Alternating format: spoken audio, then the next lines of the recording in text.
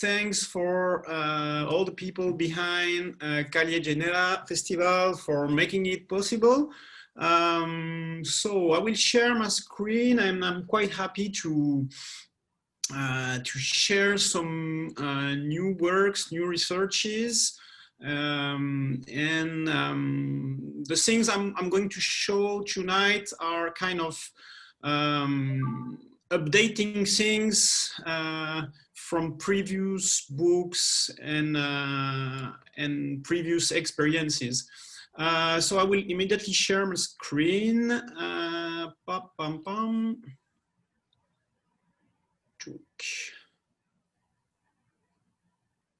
Okay, so I hope everybody is able to see my presentation full screen. So this is some of the books Beto was just talking about. Tonight we will focus more on these two books, and one about Los Angeles and the other one about São Paulo. And these books were both published before 2010, and these last 10 years I was a bit less researching things. And since 2 years I'm back into trying to produce documentaries again. I did here and there some small introduction, forwards and stuff. And I wanted to show like a work I've been doing for a writer from Stockholm called Uzi. It gave me the opportunity also to write about New York and to start to think. It was the first step that gave me the idea to try to present a global panorama to the whole graffiti community. And what I'm going to show tonight is a work that should have been published this past year, but because of the lockdown, the book was partly cancelled, or the project is in moment in pause, and we hope it will be published in 21. So I hope like next fall, in more or less 1 year, it will be it's a big collective project called All City Writer. Maybe you already know this book. It's a book published like also 10 years ago, and we have been many authors working together with Andrea Caputo with an augmented version, and so we cross finger to get the book done next year. So the alphabet meets the Megalópolis, a global panorama of spatial strategies and the human body as a writing tool. So it's a very pretentious, very kind of academic title, but mainly tonight I want to talk about tags and throw-ups. I want to talk about things that are always problematic. I mean, it's always difficult to talk about the graffiti of names. It's always difficult to talk about tags and throw-ups, about bubble letters. They represent the most hated form of graffiti. And both for the general public and also inside the graffiti community itself, tags are not seriously studied. And most of this graffiti community is always placing complex mural and colorful pieces and stuff above tags. And one of my main reason to try to publish books and stuff is to have this tagging practice from different cultural areas recognized as something truly rooted in the urbanity. And I want to show that these practices demands the highest calligraphic skills, even if most of the time perceived as primal or childish scribbles. So I try to offer kind of grid of lecture to have like people or giving the opportunity or to be able to appreciate tags and throw up on an aesthetic level. So I know most of the people will never be able to make this pass to understand tags on an aesthetic level, But anyway, that's my main reason about trying to publish and trying to write down some stuff talking about these practices. So that's the thing I'm going to try to do tonight. And I'm going to give like 45 or a bit more presentation, and then we will move with some questions. First, I would like to explain the image you probably saw on the social networks to announce the lecture. I think we are living at the moment in a kind of ballpoint civilization, and the introduction of ballpoint in the way we write and we are drawing every day has changed a lot the way we are apprehending space. So this ballpoint civilization is global. Since the 60s, most of the kids are writing with ballpoints. This is the most ubiquitous writing tool, and it has profound effect in the way we think writing. And the second thing is most of the global population is an urban population, and living in a city is I don't know at the moment. I would say like it's like 70% of the worldwide population is living in an urban system. So it's huge, and it brings like a real differences in the way the human people behave. And so for me, the meeting of this megalopolis condition with the ballpoints, it's something also that somewhere gave birth to the graffiti practices I'm going to talk about.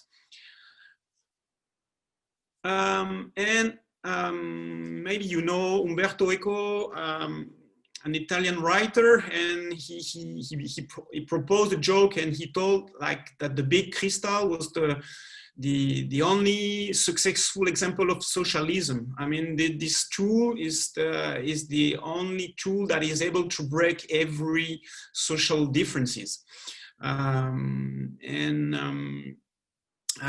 One other quotation that is very important for me, it's from a calligrapher and type designer from Netherlands, very well known in calligraphic circles. He's an historian of calligraphy. His name is Gerrit Nurdzig, and he told in an interview like the history of writing is the history of shape and not a history of meaning. And that's very important, because most of the time, drawing practices are analyzed by historians, sociologists and stuff, and people that doesn't know much about drawings and that never actually draw in their life. And the presentation I'm going to give tonight, it's a designer point of view. And Gerrit Nurdzig gave me like the confidence to say, okay, we as designers, we as illustrators, people who practice drawing, we have a special understanding of the world. We have a special way of thinking, and we have to defend this point of view. So what's interesting me? So urban signature, all this, I'm interested by this signature. There are fragments of the history of writing, and I'm interested in the lettering and calligraphy tradition inside these different graffiti communities. I'm interested in this long-term stuff, replacing this urban signature in a longer history of letter forms.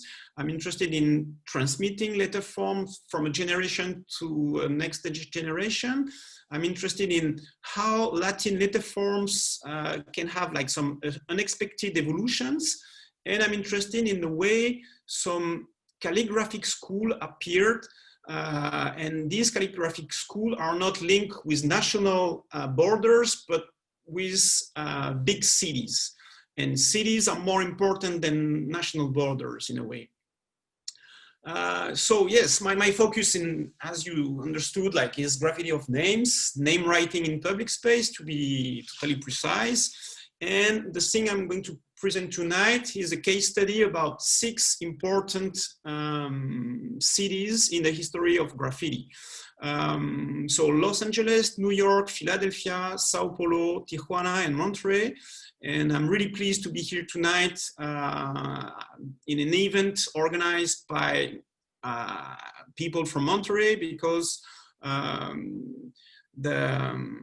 the Mexican contribution to the history of graffiti is quite important.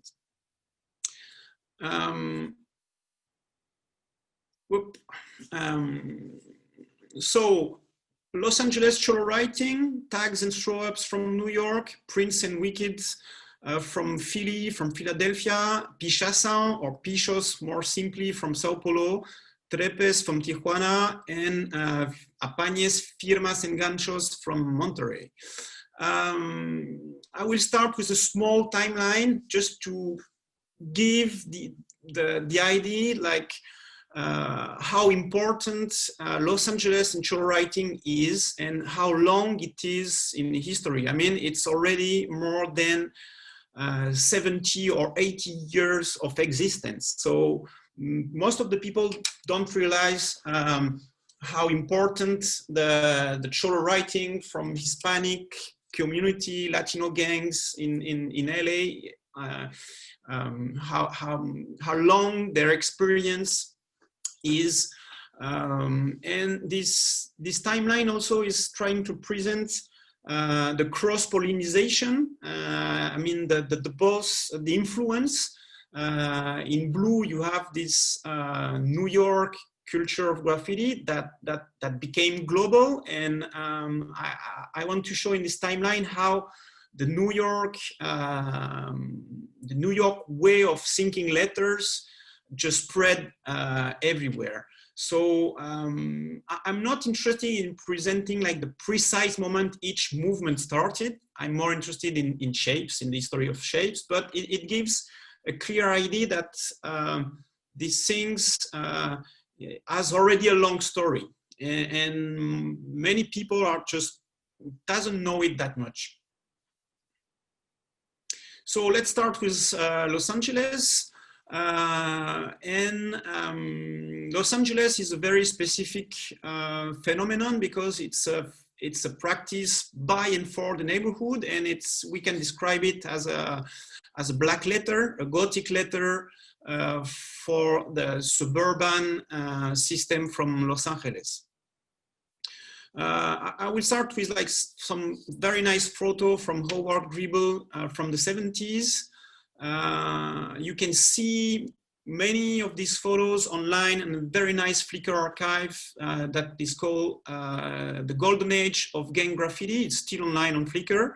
And here you can see the clear black letter Gothic influence, and the idea like trying to translate with a ballpoint or a spray can the structure of Gothic letters. So it's like a monolinear, a line without contrast that is trying to reproduce shapes that are coming from the broad pen, coming from the history of calligraphy and the history of typography influenced by the broad pen. And here you have in this image all the idea that new shapes appeared because we are trying to reproduce old shapes with tools from today, ballpoints or Sharpies or whatever. Here, still in the early 70s, VNE, Barrio Nuevo Estradas, it's a very historic neighborhood, Hispanic neighborhood in East LA. And I went to LA to find exactly the same practices 40 years after. These photos are mine. They are from the early, the late 2000, and they are from 2008. And I tried to spot the same neighborhoods and in order to be able to compare and to observe the stability of the letter forms, to see that these letter forms are really stable through the time, even if there is tiny evolutions. And it's the calligraphic level in LA is really impressive, and it's the shapes you can see are produced with like very bad quality spray cans used by Hispanic gangs. There are not nice Montana recent spray cans with a lot of pressure or whatever, and then the calligraphic level is really impressive, and then there is a real and long transmission from generation to generation. So I would say like that we have like 6 or 7 or 8 generations already. And Los Angeles is also fantastic for the block letters tradition they built. That is also like here is the seis, so 3, 6. It's the 36th Street gang, and you can see like these block letters that are made for this warehouse, and these letters are designed for the suburban kind of architecture. And you can see at the bottom like this, the erasing by the municipality is really, really rapid, and the guys, they are retracing the outlines of the block letters almost every day.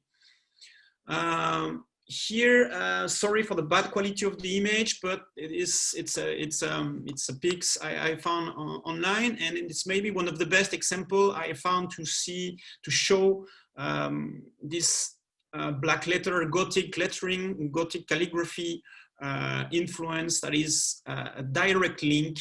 It's not a vernacular kind of culture. It's a very important calligraphic culture with knowledge in the history of letter forms. It's not a naive practice. It's something that is really hard to achieve such regularity with a spray can. So all this is coming through the Mexican-American border, and most of you guys, you know that in Mexico there is a very strong calligraphic tradition everywhere in all aspects of life, shops, buses, taxi, whatever, shop lettering and everything. You have an incredible alive calligraphy culture in Mexico. And all this is, and maybe you also know the rotulista, the sign painters also culture. And it's something that in Europe and in the US that is lost. Maybe now it's coming back. There are some barber shops that are nice with nice calligraphy and stuff, but it's kind of new artisanal, very hipster kind of things that we experience in Europe. But you have to understand that Mexico have this huge calligraphic level in all aspects of life, and it's a direct and continuous link from the European history. Like one of the first typographic workshop was created in the mid 16th century in Mexico City. From a German guy sent by Spanish printer from Sevilla. And here is one of the first book that was printed in Mexico City. And the letters are called rotundas. Rotundas mean round Gothics. And this aesthetic was like very popular in south of Europe, Italy, France, and Spain. And Spanish guys brought this aesthetic in Mexico, and the Cholo Writing is a direct expression from this history. Here, that's my way of working. I'm comparing like calligraphic and typographic shapes with some stuff I can observe in the street today.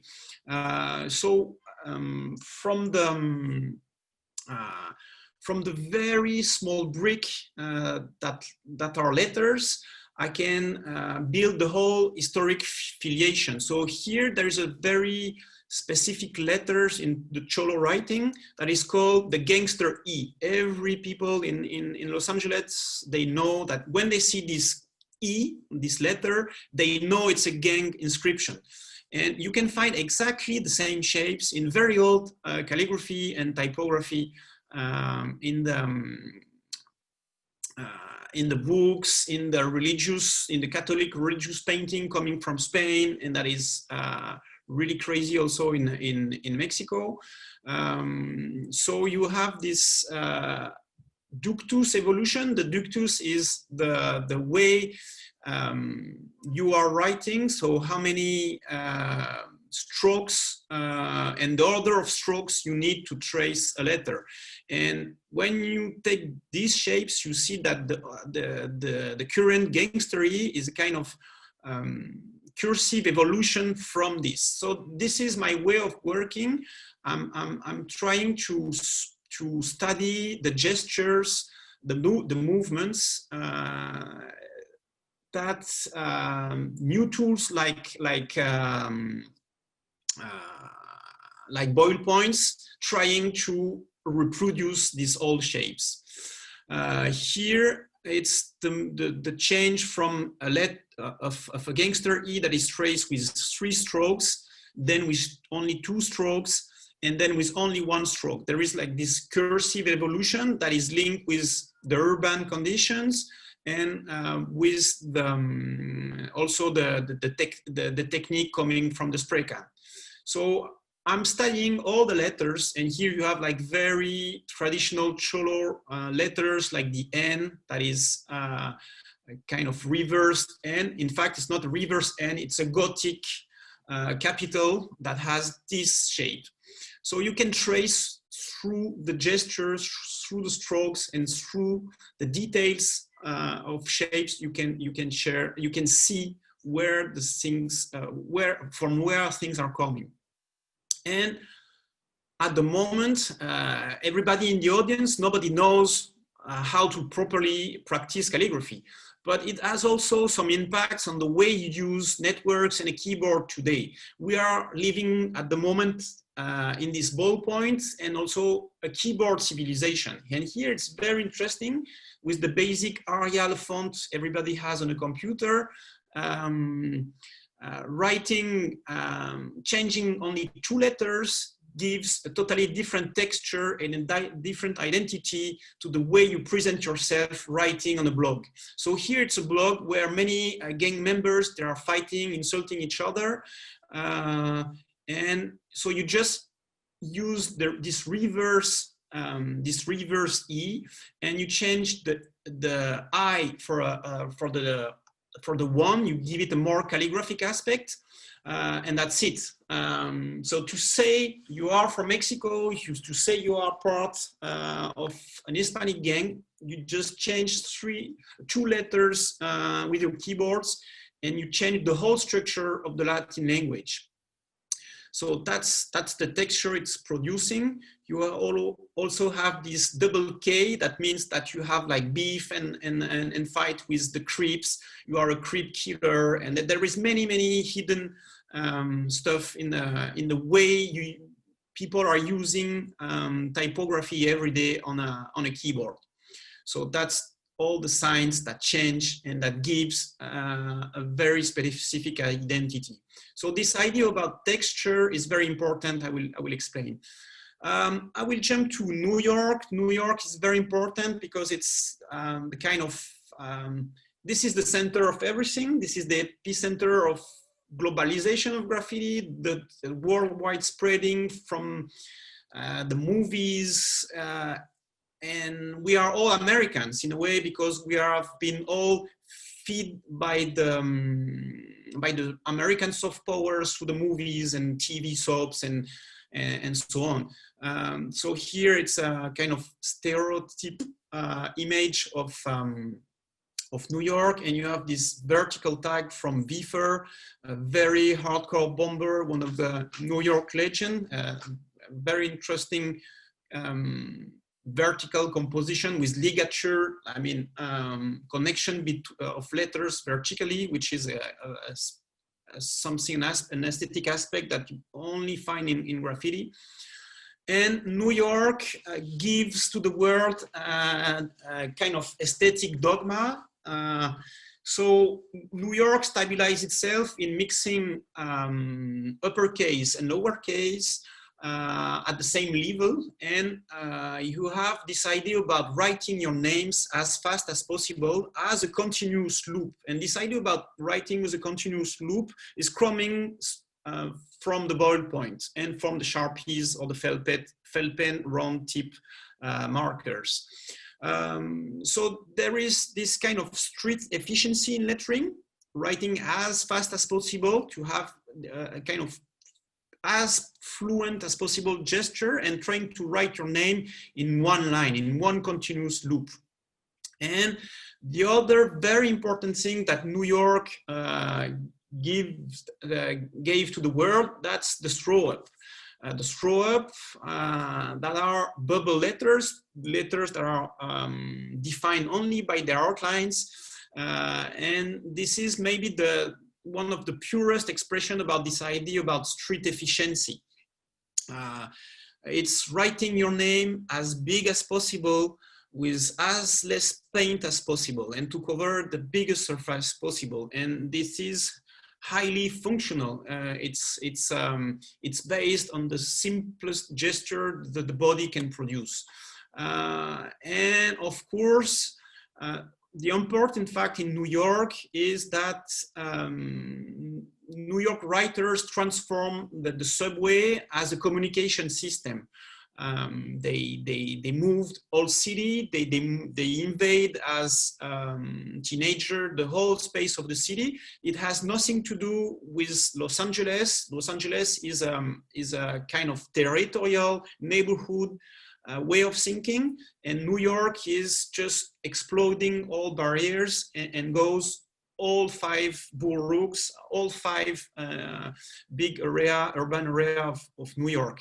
So this is all photos, mainly about how this throw up way of maximizing surface with as less paint as possible.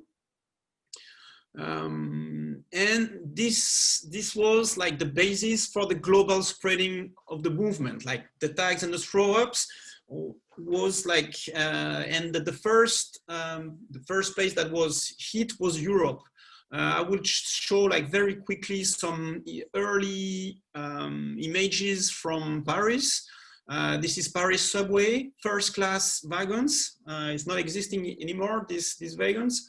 And yes, like you have the same idea, writing your name as fast as possible, continuous loop. It looks like a signature you can produce on check every day. So you have this sense, this for speed. There is no space between letters. It's kind of urgency, jumping everywhere. You are not taking that much care of the support. You can jump everywhere. From the same period, like impressive subway station bombing. And each European big city tried to adapt this New York dogma of letters and throw up to his own condition. In Paris, which is a very dense city, things were a bit smaller than in New York. The signature were like a lot of time on the curtains, on the shop's curtains, and so the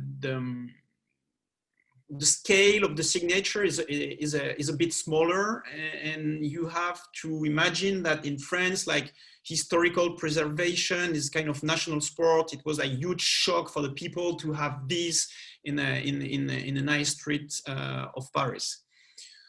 And I would like also to conclude about this New York part. I want to show these photos from a very interesting and unexpected evolution.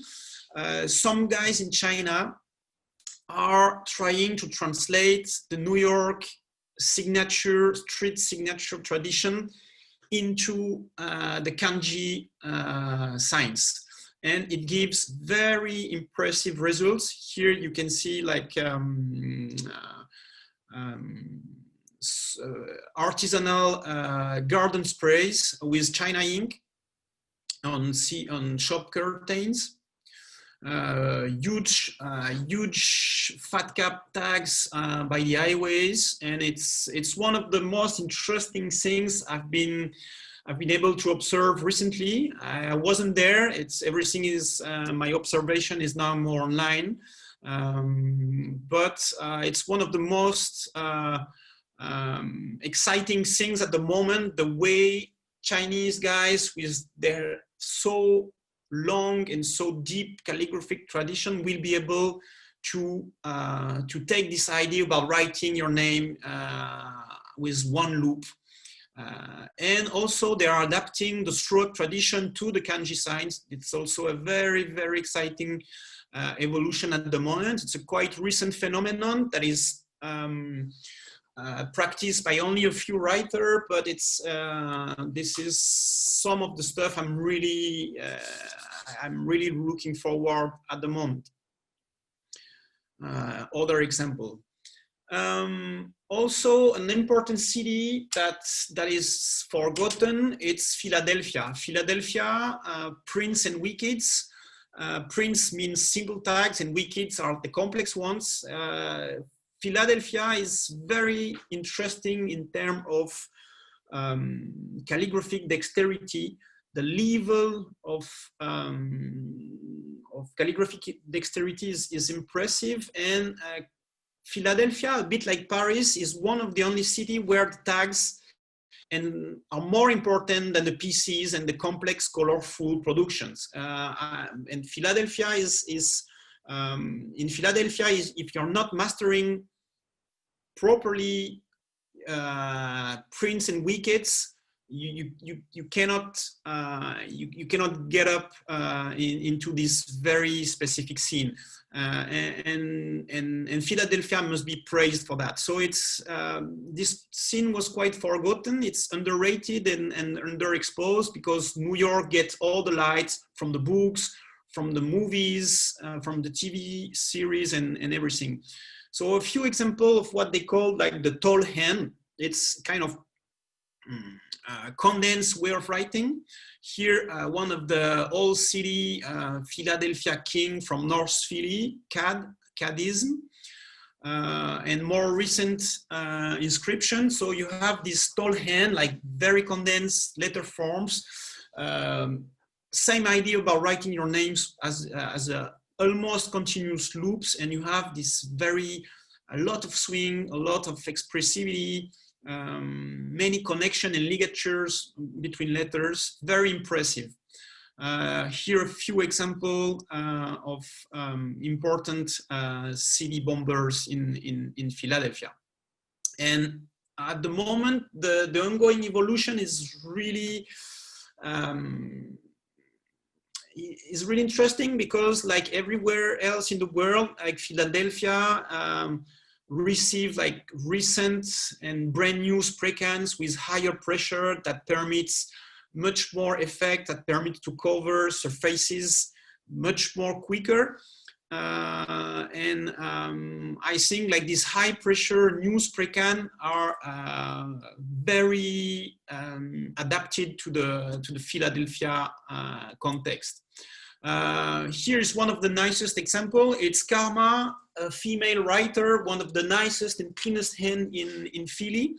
And this new spray can, they give us shading effects, like rather interesting. And I think tomorrow there will be a lecture or a presentation with Buster from Mexico, like using the same kind of very calligraphic effects with high pressure spray cans. And one of the most original and genuine stuff in Philadelphia, it's the wikits. The wikits are the same thing, the same names, but written with a very cryptic, very complex lettering. It's very hard to achieve. It's both wild and regular with a very nice spacing and symmetrical way of thinking. And I think Philadelphia has this unique practice about having 2 levels of complexities and even more. So you have like tall hands, stiff hands, wickets, and many, many other styles. And now there is many documents online. You have to go to YouTube or other stuff. There is many people sharing their calligraphic black books, and you can see on the calligraphic black books all the guys writings with French big French ballpoints that invade the world since the late 60s. So you can also check the Graph PHL YouTube channel with beautiful recent videos. So it's kind of very old scene, quite autarkic, but it has a bit of light because of internet. I will jump to São Paulo, Pichação, or Picho, which is probably the most important graffiti phenomenon from the from the end of the 20th century. Is one of the movements that are changing the game. And personally, when I traveled to Sao Paulo, I was so impressed. For me, there is experiencing Sao Paulo. You have is changing you. The way space is invaded is really brutal, really massive, and I think. It goes even above New York in terms of quantity of production and everything. So I will share some photos. The main tool in Sao Paulo is the roller, the paint roller, and not the spray can. So it gives this rather stiff and aesthetics, and it's much more, it's not the idea about writing fast. You have to write slow, carefully spacing your letters. So you see here this relation between the body and the regularity of the inscription. And you have to understand that to achieve this regularity here at the bottom of this Furia name, group name, it's the body of the writer, the body of the guy who's doing the description is always at the maximum point of extension. And the regularity is coming because they are constantly searching for the maximum point of extension. The spacing is so clean, they are able to instantly change space, widths of letters. It's really hard to achieve such a precision with a basic spray can. And at the moment, Sao Paulo is experiencing a transformation. The city space is so saturated by tags that the guys had to go painting vertically on the whole surfaces, on the whole facades of the buildings. They were used to paint the top of the facade back in the 90s and in the 2000s, but now there is not enough space available, so they have to go rappelling down to paint the whole facade. So it gives truly beautiful stuff. And the way pichadores, so guys from Sao Paulo practicing pichação, they are really clever in the way they deal with the architectural space. And that's the real important thing about Sao Paulo, is the way these kids from the favela or from everywhere, from very different social levels, they are sharing this precise understanding about the architecture, about how they can use the existing grids offered in the facade, how they align stuff. And here again, Sao Paulo is everything but naive. There is a very, very precise and strong calligraphic tradition. And I'm interested by vernacular shapes, but sometimes vernacular is you have a confusion between vernacular and naive stuff. And here you have to, there is a real knowledge, there is a real drawing knowledge, it's not easy to achieve such stuff. Even more impressive building evasions. And here, the beak again, and the ballpoint again. Guys, when they are preparing the sketches, they are folding papers, and they always build a kind of grid, a line organization. When they do sketches, they never sketch on an empty paper. They have to make folds to get some alignments, and then they sketch through this technique. So there is a relation between the architectural space and even the everyday paper they are using. And when you see such shapes, you always want to make some historic connection. You immediately think about north of Europe, runic writing system, and it's always like this. When you do some research, you always have the maybe sometimes too easy idea about comparing shapes and to say, okay, maybe this guy, they saw this model, and how they see this model, is it true or not? Can we make this link? How can a writing aesthetics from a language that totally disappears many centuries ago, we can find something very similar in São Paulo 1,000 years after.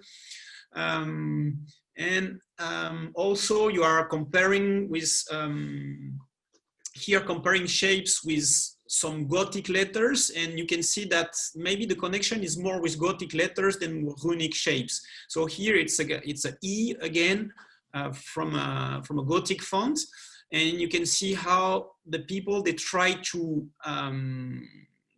express the shapes through simple lines. Lines without contrast, without thick and thin effects. And here it's the gray second shape. It's an early 20th century experiment by German typographer to produce monolinear, a linear Gothic font. And you see, like, in fact, like it's not that far. I mean, the solution, the design solution, the shape solution that these people are finding in São Paulo and in Germany, it's not that, the gap is not so big.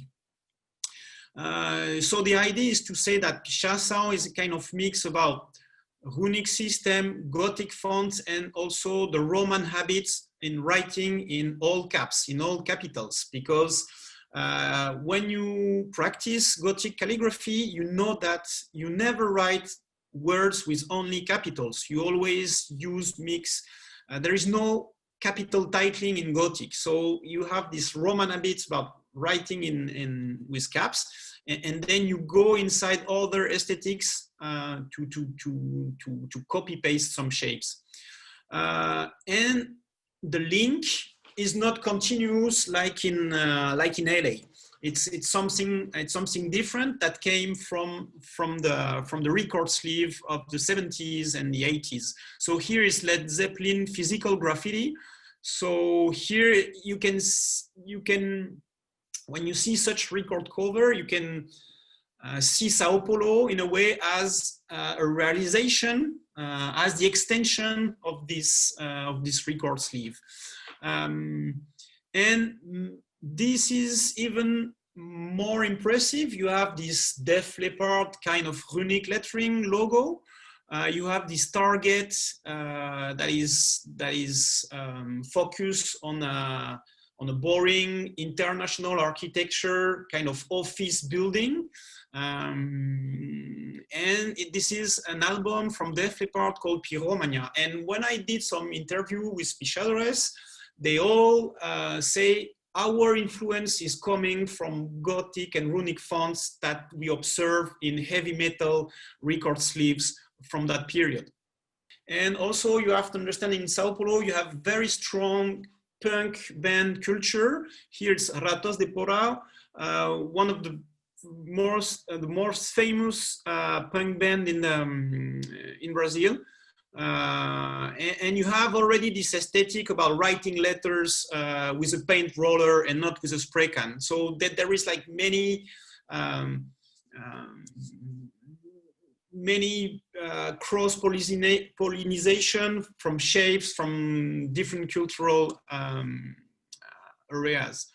And you have also a punk band called Lixomania, and Lixomania also is one of the most famous pichador.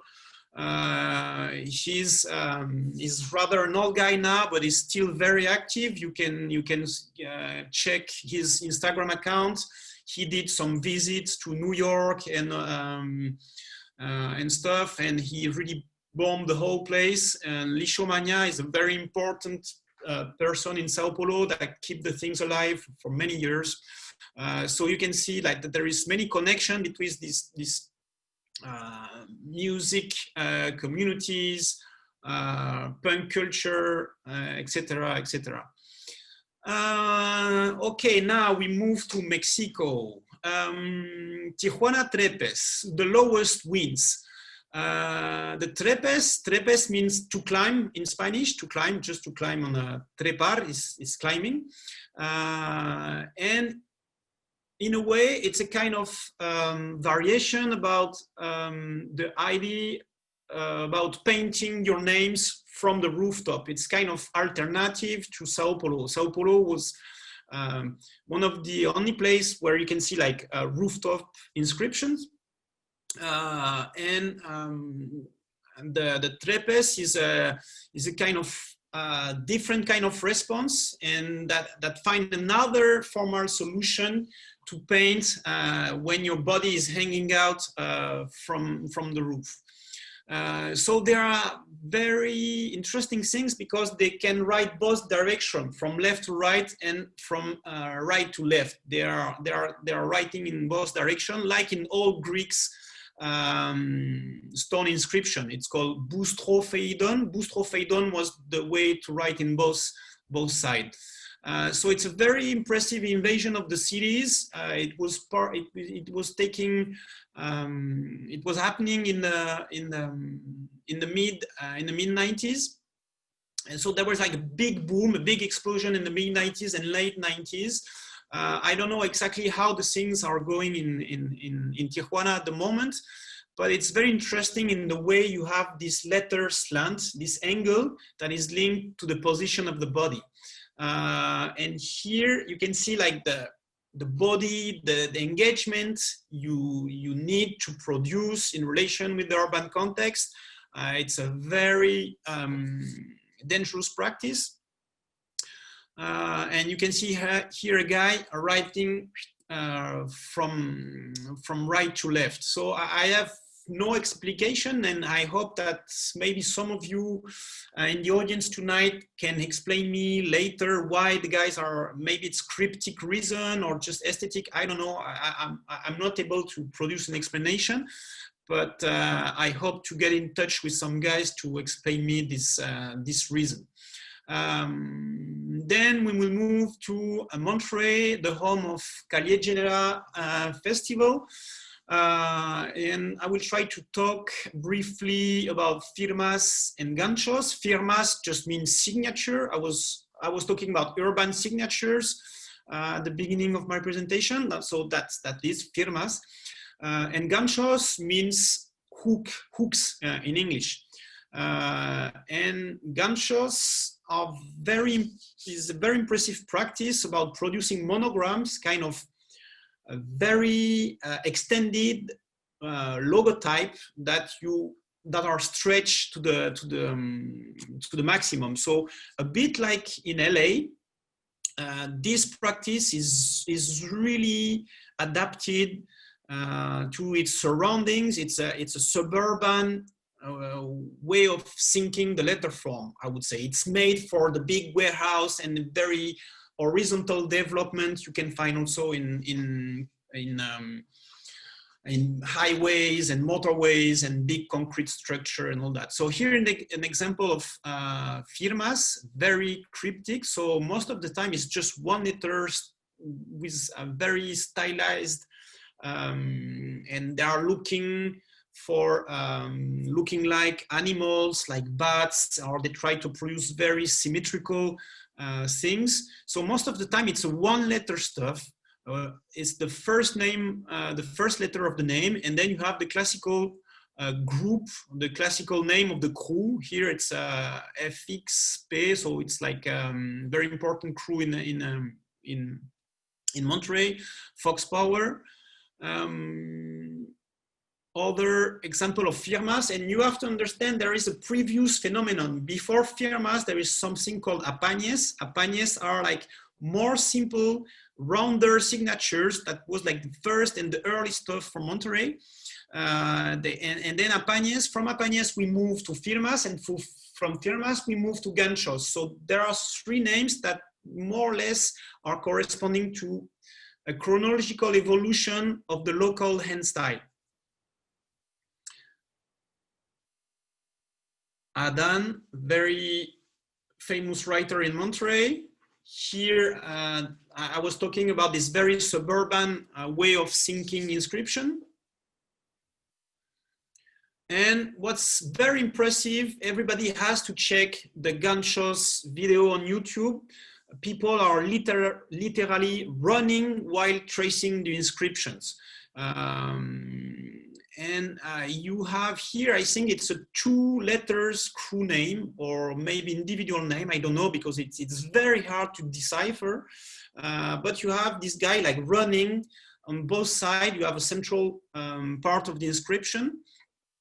And here I have this this example, this sequence like that I took from one of the YouTube videos. It's Martin, a very important writer that kept writing even when the gancho practice were going down. So the gancho practice is rather old also, but nobody knew about it. Even me, I am a specialist about the history of graffiti and everything. So it's just 5 years, 4 or 5 years, I know that ganchos is existing, and ganchos is much older. I mean, it started at the end of the 80s or something, and it was like really strong in the early 90s, and nobody from the European scene or the American scene and the American graffiti community knew about this. So I present as a new phenomenon, but it's not. And that's very exciting to discover such a local way of inventing how to trace your name according to the urban context. So here it's just a M from Martin. You have the same the Shems ganchero, the same guy, Martin, in the city center. So you have a very complex M with long hooks on both sides. So here the city center on the furniture shop, and here in a concrete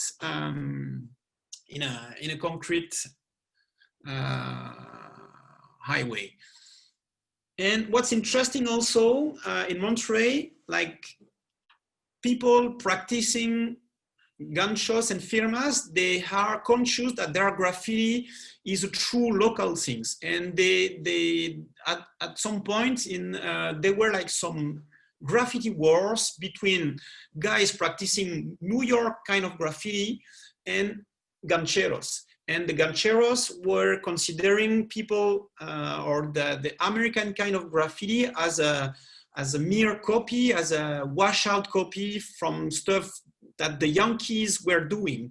And so the gancheros were going over all the people practicing an American way of thinking the letter. And that's very interesting, because in other cities, most of the time, even in São Paulo, the two styles, they are coexisting. They are coexisting with different scale, different stuff, but they are coexisting. And here there is a true declaration to say, okay, I'm from here, I'm writing my name in a true local way. I know what's going on worldwide, but I have my own way to write my name. So don't miss the video on YouTube. So you have this link. You just simply, one of the most easy to enter, I would say, to understand something about this phenomenon is a Calle Genera 2012 video. You just type this on YouTube, you will find a video. It's a very nice demonstration about various hand style from different time in Monterrey. So I'm pretty sure you already know it. There is also an Instagram account that is quite important, at ganchos.mty. And I love the way the guy that is doing this photo blog in a way. He's producing many very interesting captions in the way he's describing Ganchos, and he's always trying to link Ganchos with previous local indigenous cultures, a way of that you can observe in the surroundings of Monterrey. So links with engravings in the stone, very old practices, and he tried to build with the caption a link. So that's the point of the presentation where I want to offer the main idea, comparing the different practices about name writing in public space. The thing is,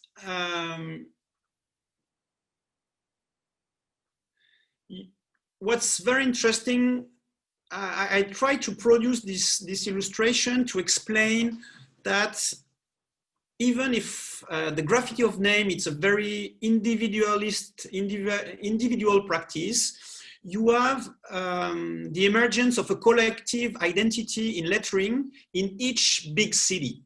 You cannot see it from, if you are studying too close a phenomenon, you cannot see it. Like, but when you zoom out, in a way, you can see that above, beyond the individual research, there is permanencies. There are constant features in the letters, and that's what I try to show in this illustration. And each, I've been talking about texture, and that's the main idea. I mean, for me, each column is expressing with its specific texture the collective aesthetic, the collective consistency of each metropolitan hand, each hand style associated to a metropolis. And each texture is the expression of a local and architectural context. So that was, I produced like 1 year ago this illustration, and what was my main attempt to produce a kind of didactical, pedagogical document to explain this difference between the different way about thinking space. So you have this letter texture, and you have, like, I would say, like two main schools. Los Angeles, São Paulo, and Tijuana, there are more like typographical graffiti. Each letter are spaced. They are carefully separated. They are working with each letters. Each letter is not linked to the next one. It's a kind of very typographical way about thinking the composition of the inscription. So there are differences in the lettering style because of the context, because the way the body is confronting with the urban surrounding. But I would say that the spatial logic is typographical. And to the contrary, New York and everything what happened in Europe and globally, and Philadelphia, and also Monterrey, is a more kind of one line, continuous loop approach. And Monterrey is a step further. It's something even more original. It takes this idea about the continuous loop very, very far, very cryptic, both in the tags, here it's Mar, very important writer from Monterrey. So this name is written in one line. And try to take a pencil now in front of your screen and try to reproduce this, and you will see how hard it is. And this next step is this idea about producing a monogram. And Monterrey is the tags, these firmas, there are monograms, kind of very simple but cryptic logotypes. They are pure graphic beauty, and it's I think it's a pity it took so much to spot Monterrey on the global map, and yeah, I hope that the presentation tonight will help globally to have this recognition about the importance of the Monterrey writers in the history of graffiti letter forms. And I did this comparison of texture, and at the same time, I've been producing a very deep spatial analysis of the relation of the body with the architecture. So I've been talking a lot about this in the explaining tags. And there is also a seventh column trying to describe all the shapes you can do with tools. So I will come back on this illustration. Maybe for the question, I will display this illustration in Zoom, and during the question, I will come back on this important illustration. From what I was explaining with this ballpoint civilization, my interest is try to describe the way you move from ballpoints and you reproduce the same kind of thinking, the space, with streets that are able to write with tools that are able to write in the streets.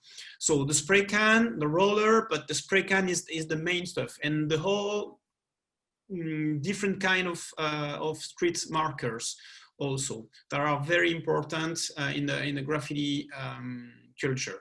I would focus a bit on the effects that a spray can produce.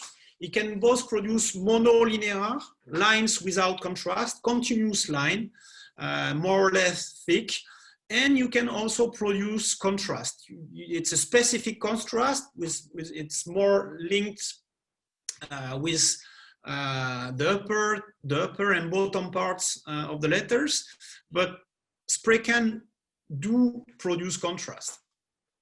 And everything is linked with the possibility and the limitation of the human body.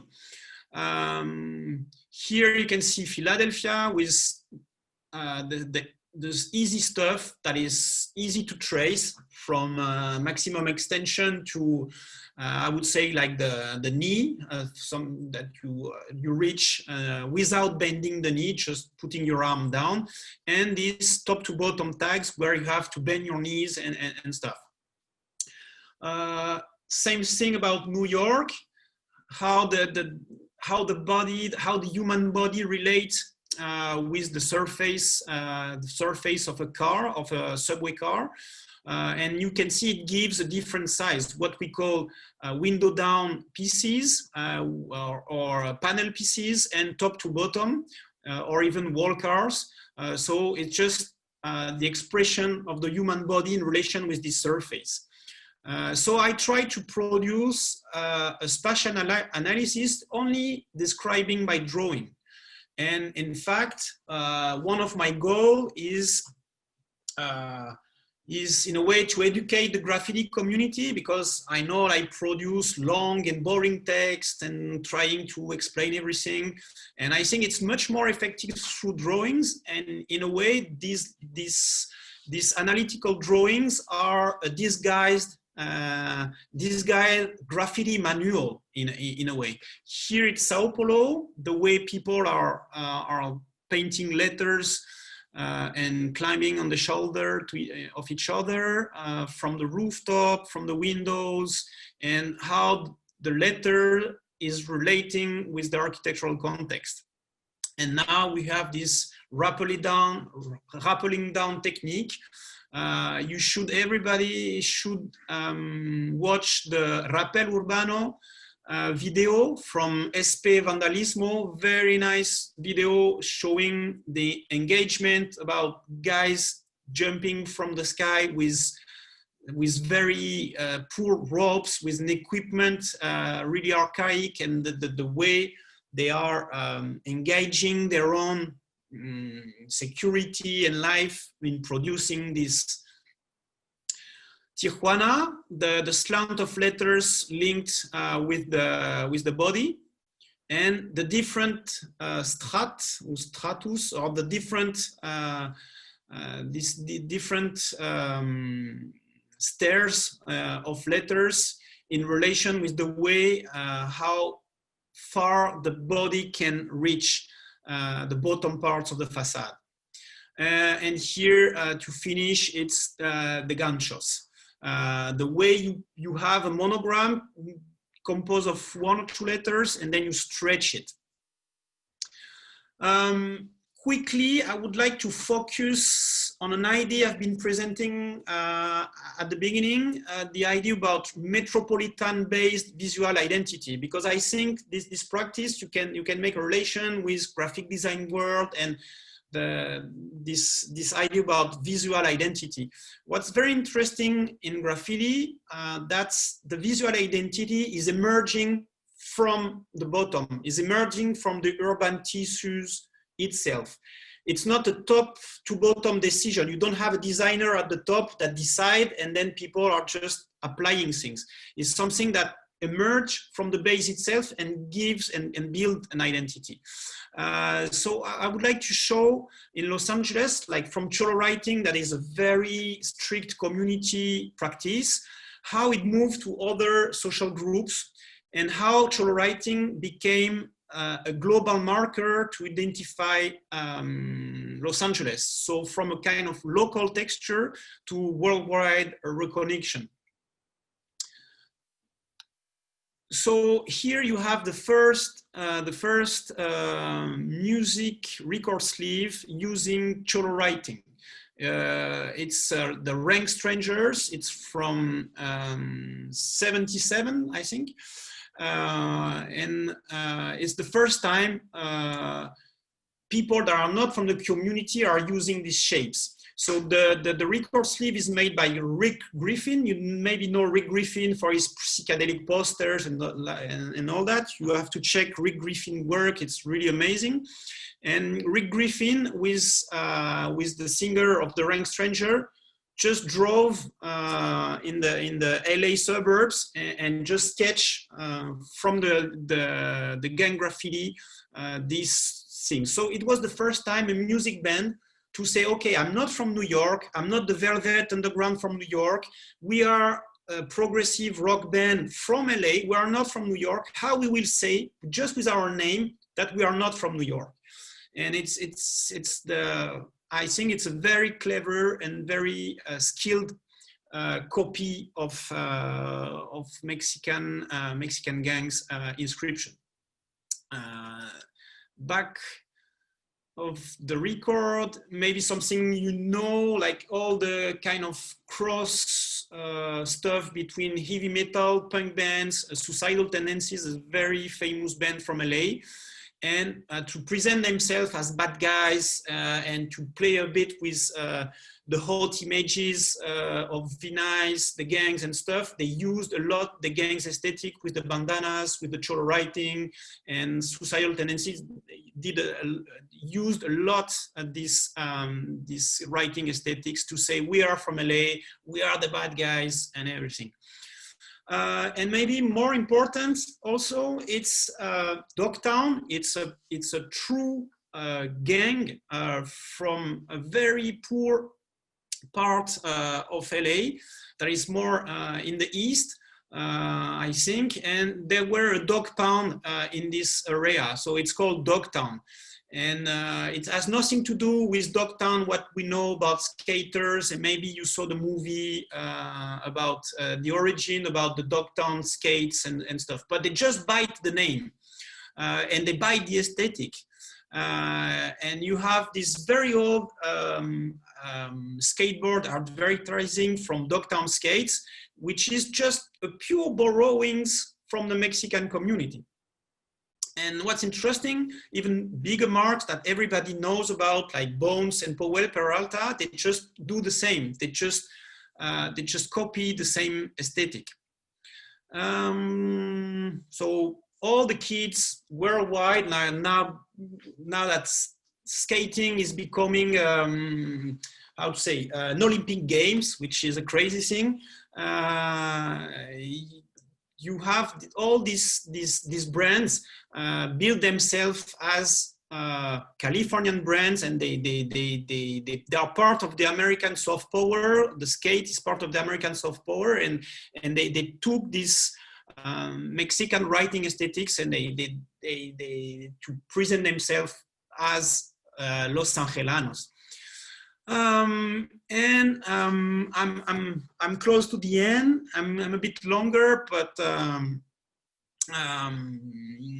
I would say there is some big discussion and divergences and competition inside each city to represent the original image of the city identity. And in Sao Paulo, there is a very interesting event and clash that happened. I know that in Mexico, the muralismo is very strong. There is a long tradition of muralism in Mexico. It's not the case in Brazil. Here it's a photo of Sao Paulo, and you can see a very famous mural made by Os Gemeos, Nunca, and other guys that is crossed, that the pichadores went over. And you have a small sentence by the left of the image that say, okay, here you spent a very big amount of money to make some camouflage, you spent a lot of money to hide the real social problems in a way. And it would have been better to spend this money to refurbish social housing, and so on. So it says like the city is in calamity, that the state of the city is calamity, and these huge murals are just a way to hide the truth. So that's the pichadores that are bringing this message, and the pichadores doing so, going over these frescoes, they say we are the real image of the city, and not these nice colorful productions. In 2008, I was contacted by Carta Capital. It's a magazine in Brazil, and because there were a big confrontation, a big clash inside the official art biennale from Sao Paulo, which is a very important artistic event in South America and worldwide.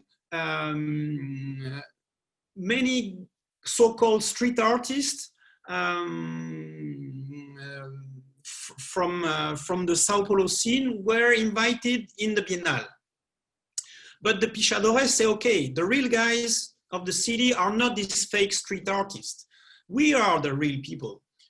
So they sent a letter to the curator of the exhibition saying, okay, you are inviting the street artist, so if you are inviting this guy, you have also to invite us. If you are not inviting us, we will come to the Biennale and destroy the whole place. So of course, nobody replied, and the day of the opening, they did what they said. They arrived and they just bombed the whole space, a part of the space of the Biennale. And I think Sao Paulo is very interesting for that, because it's a very competitive, and people are conscious about what is important. I was interviewed about this, and most of the people were waiting me to say, this guy is very negative, what they did and everything. But I think the way they are protecting their own culture is, to the contrary, very important and a positive thing. So I would say that muralism, together with associated city embellishment logics and all the nice social discourses, are most of the time missing the point. And we know it since long time. I would like to conclude my presentation by inviting you to read Jean Baudrillard's text. And maybe that's the best text ever written about graffiti meaning. So you have to check for Cool Killer or The Insurrection of Signs from his book Symbolic Exchange and Death in the mid-70s. And all this muralism and nice colorful production, they can be really interesting in itself. There are truly amazing illustrators and people and draftsmen and all that. But it's for me, it's in a way hiding what is really at stake: the control of the symbolic space of the city and how to compete with the authorities and the advertising industry as individuals or group with artisanal means. Please do download this text. A long time ago, I produced, I'm offering here a kind of illegal reproduction and download. It's an old website I was running called lpdme.org.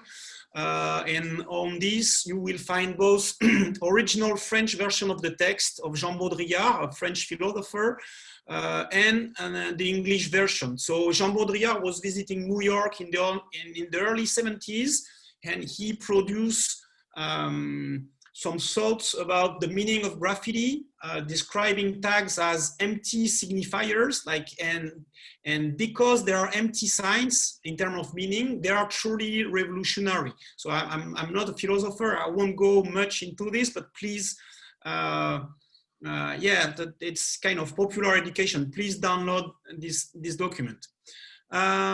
So, conclusion of conclusion, name writing is public space is probably a more rooted visual representation of a given area, and an unconscious attempt to say here and now, hic et nunc in Latin, with letter forms, and that these supra-individual calligraphic texture are the consequence of both global influences and the specific spatial order of a given metropolis.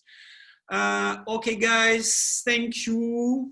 Now that we can see on real time how graffiti is evolving, how have these currents influenced each other, not only in the graphic part, but on techniques or how they interact in the city and or with the citizens? Yeah, I think most of my presentation was trying to answer this, so I'm not to re-explain everything. Maybe one part of the question is important. It's the way, the relation with the citizens. And unfortunately, the relation with the citizens is not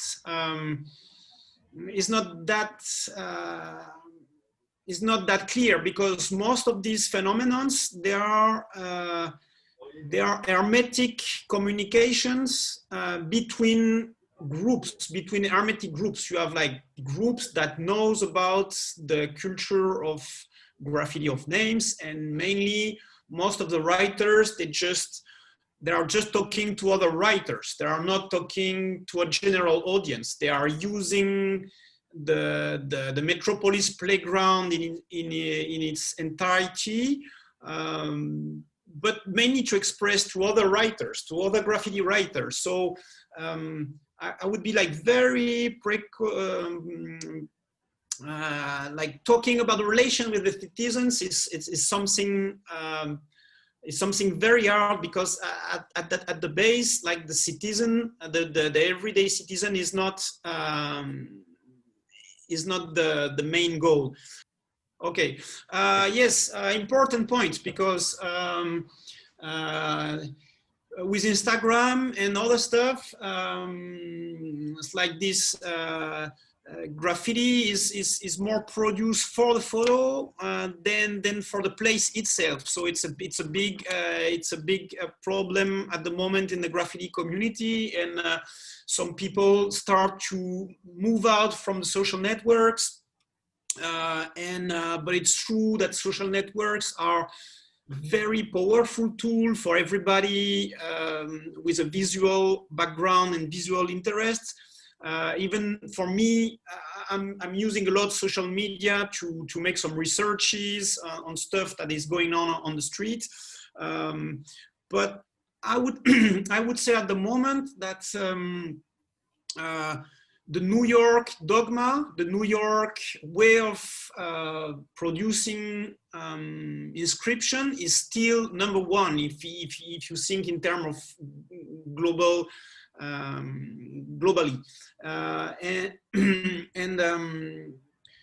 And I would say like influence number two is Sao Paulo. And some of the guys, for example, in Berlin, they try to implement the Sao Paulo technique in Berlin. There is a crew called Berlin Kids that are actually doing the rapidly down technique in Berlin. And there were like many videos about this. So the transmission of shapes is faster for sure.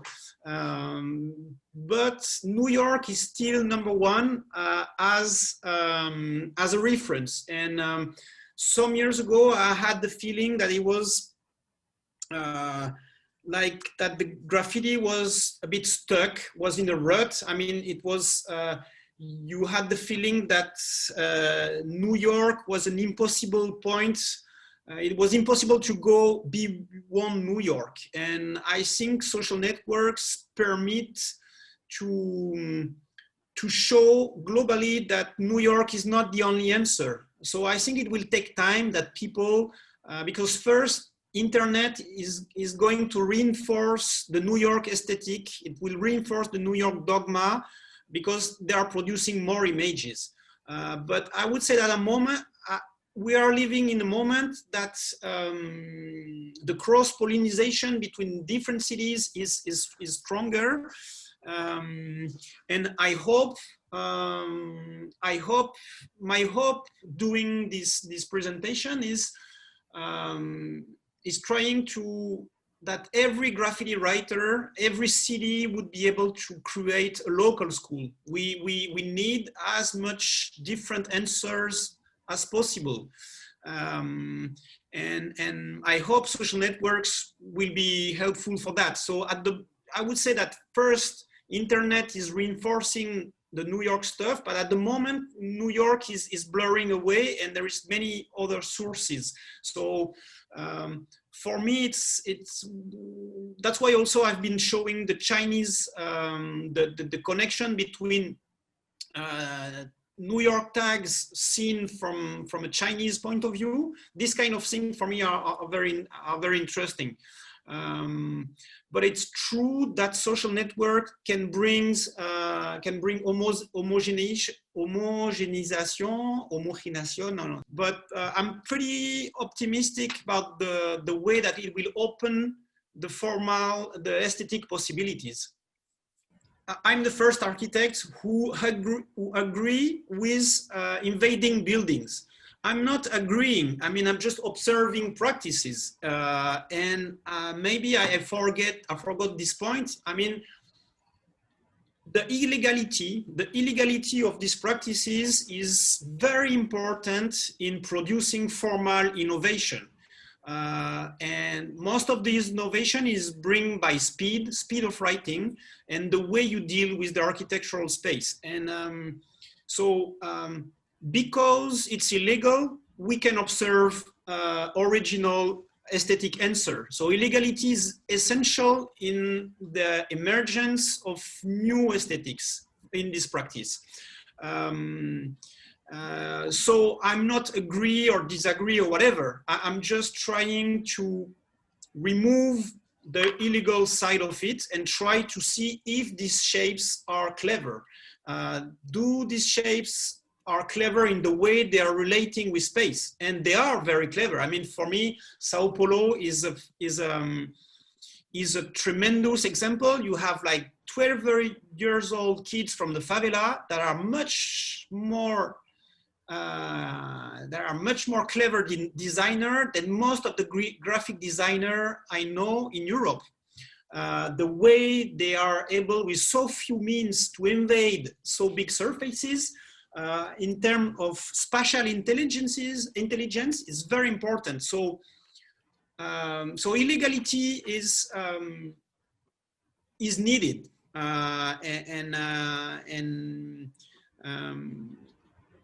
so that was my main point tonight. Is like what I'm trying to track. It's formal innovation, and formal innovation is coming from rough exchanges. I would say like rough with the context. And I mean, the war is bringing new solutions, new aesthetic solutions. I mean, without this war, I'm pretty sure that things won't change much. Estoy conectado desde Ciudad de México y bueno, yo soy escritor de graffiti y mi pregunta va un poco como por encaminado hacia este dogma de New York, el que pues generalmente practicamos, los que nos consideramos escritores de graffiti, y es sobre un fenómeno que yo he visto que pasa en el graffiti de la Ciudad de México, que el graffiti, este dogma neoyorquino, a mi consideración llegó con una disonancia en el lenguaje, o sea, a diferencia de Europa, que, pues no sé, pudieron conocer subguayar y entender subguayar y interpretar subguayar, creo que en México no pasó tanto así por el lenguaje. Fue como una interpretación más visual. En ese sentido, creo que se generaron códigos diferentes a los códigos de este dogma de New York. Y pues, no sé, para mí el resultado de esto es que hay una escena muy grande de graffiti que malinterpretado, o yo lo diría knife, o sea, como muy knife, y no sé si él ha visto este fenómeno en algunas otras zonas en donde llega el dogma de New York, pero al tener como diferencia en el lenguaje, es interpretado de manera diferente. No sé si él ha encontrado este fenómeno en otros lados. Pero una precisión, dogma, diferencia de lenguaje, que es en el contenido, que los nombres están en español, en castellano, o... No, en cuanto a entender el dogma de Nueva York, o sea, como, pues, no sé, creo que Subwayard o Getting Up son libros que tienen, pues, como esta interpretación del dogma, pero de repente a México no llegó como esta interpretación del dogma, sino que fue más visual, de ver lo que las bombas y los tags, y viendo, no sé, de diferentes lugares, o sea, la influencia fue solo visual, no fue como acompañada de una explicación. I think what you are describing is rather close to what happened in France or Italy, because, for example, like the first graffiti wave that in Europe, like the two first cities were London and Amsterdam, and in London and Amsterdam there is more relation with the English languages. I mean, of course, United Kingdom, everybody is talking English. They have a strong relation with the US, and maybe Amsterdam was the most cosmopolitan, and the people, they have a strong, the local, I mean, the Dutch people from Netherlands, they have very good English level. But if you compare to France, Italy, or whatever, they were like formal traduction of the New York dogma. But they are like, I would say like margin adaptation. I mean, they were not big shift, there were not big change, like there are small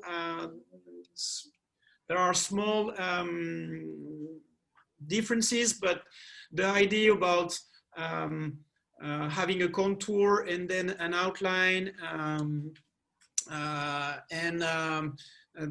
the whole way about the difference between a tag, a piece, a throw up, and I would say like the basics are not changing. So my analysis is visual, and I would say that it's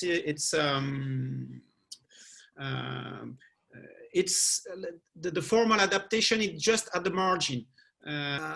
Yes, I wanted to talk a bit also about São Paulo. In São Paulo, the names are all Portuguese, for example. So that's why I was asking about if you were talking about the national language, because also Pichação is very interesting because they are only using the Portuguese language. And the first wave of the graffiti of name in France was the same. They were an originality because the names were in French. They were using a local French slang called verlan. It's a way of inversing syllabs. And there were like many also accents, diacritic signs. So they were like a formal solution that were really linked with the French language. But on if you see on a global scale, if you see from a distance, the difference are not that big. I know that there's many people that disagree with me in Europe, but I mean the trilogy tags for a piece is the universal stuff, and that adaptation are really marginal. And also all my work was to move from most of the books we are talking about getting up or taking the train by Joe Austin. They are brilliant books, but most of them they are coming from the sociology field, and I felt the graffiti community were missing a true analysis of the aesthetics from people with a calligraphic letter from knowledge, etc., etc. So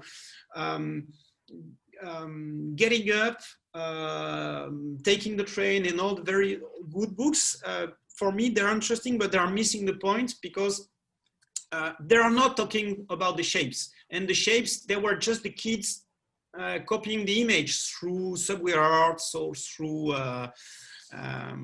so of course the affiliation is visual, and my way about trying to rebuild the connections is visual. So maybe I didn't get exactly all your question. I hope it will answer for a small part of it. Bien, pues tenemos más preguntas.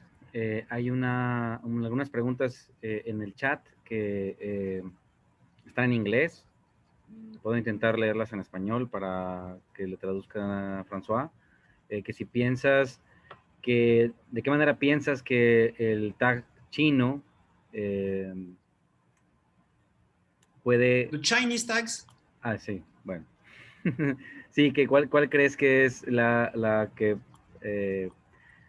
parte más impresionante del graffiti chino que te hayas conocido, y si crees que el graffiti puede ayudar a desarrollar la caligrafía tradicional?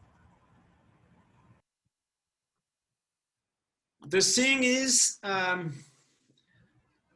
have some doubts about the people practicing these kanji tags. I know that some of the guys are European guys, Occidental guys living in China with a deep knowledge of Chinese calligraphy. And there are also Chinese writers practicing with kanji signs. But I know some of the photos I've been showing, they are practiced by white guys that have a passion for Chinese calligraphy.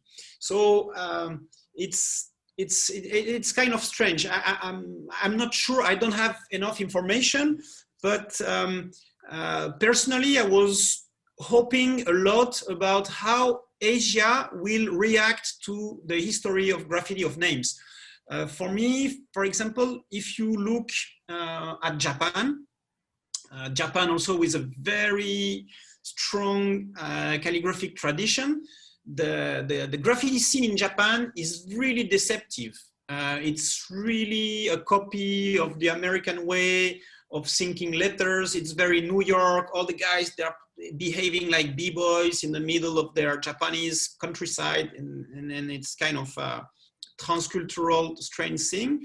And maybe one or two guys did some experimentation with the hiragana, kata, etc. All the Chinese signs. The Chinese and Japanese signs.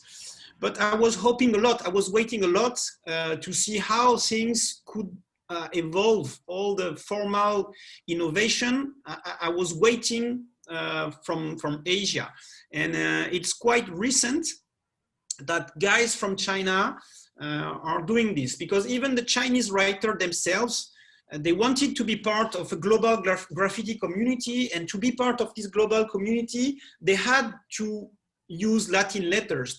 So there is even a debate inside the graffiti Chinese community, should we use kanji signs or not?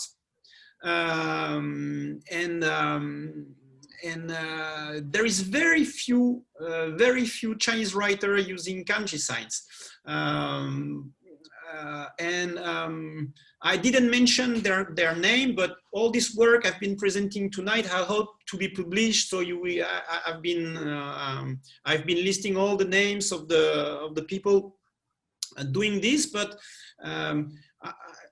I would say, like in the early 2000s, maybe there were like less than 10 guys in China trying to do graffiti with kanji signs, which is totally crazy.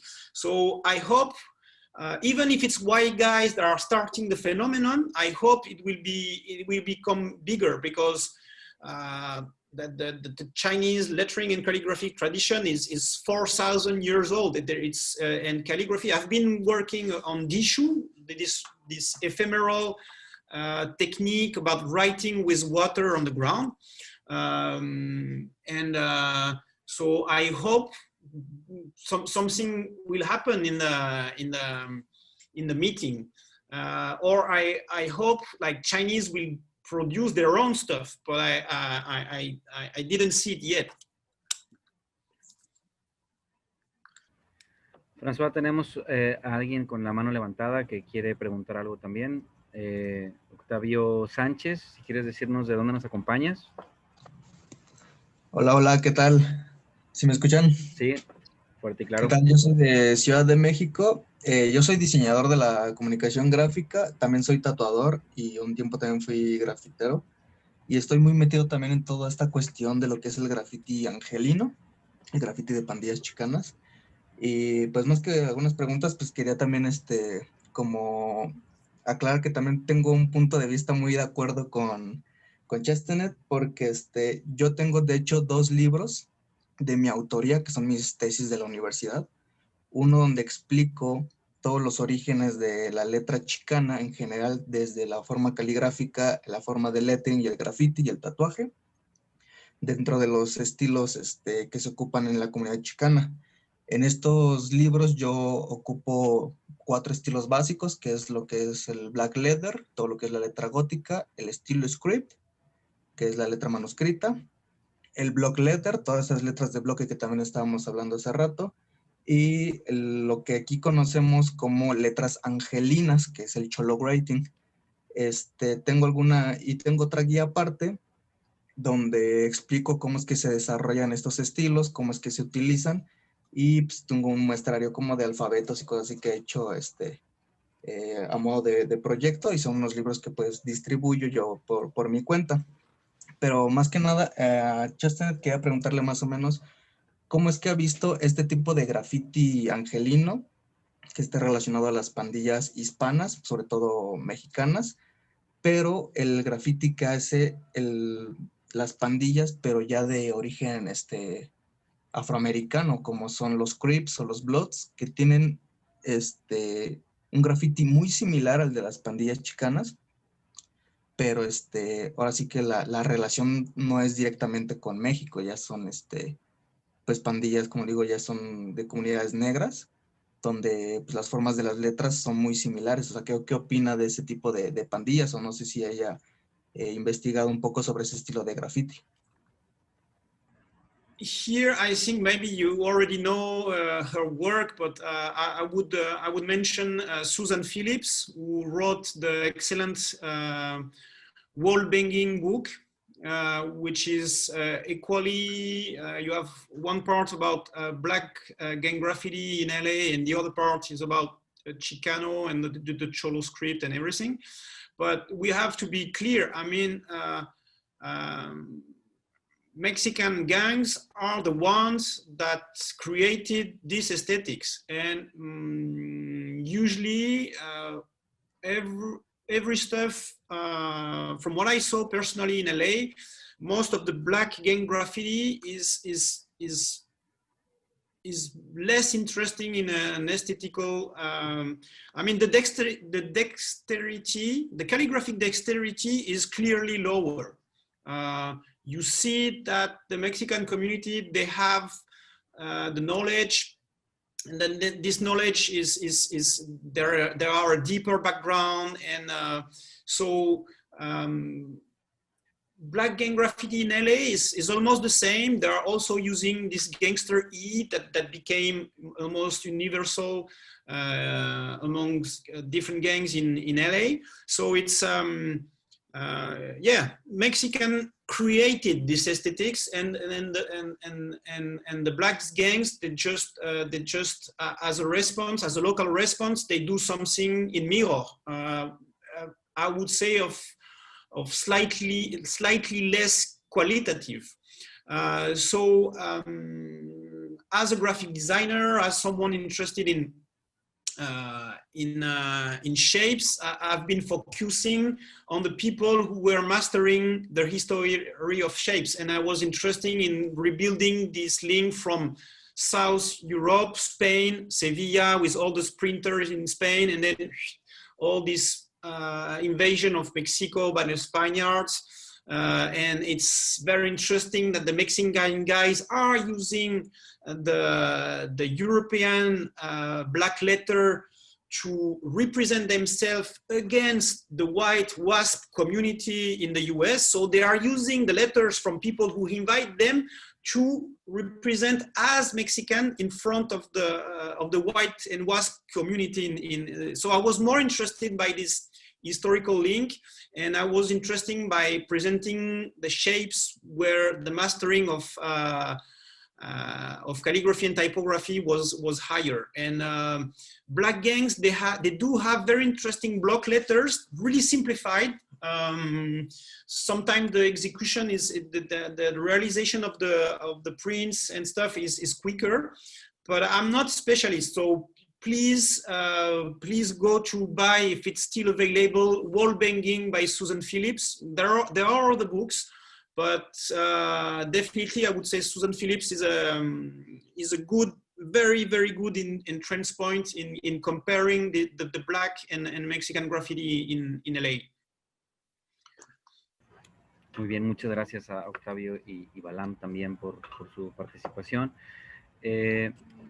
También Said Dawkins nos acompaña por aquí, también tiene algunos comentarios, dudas que quiere externar.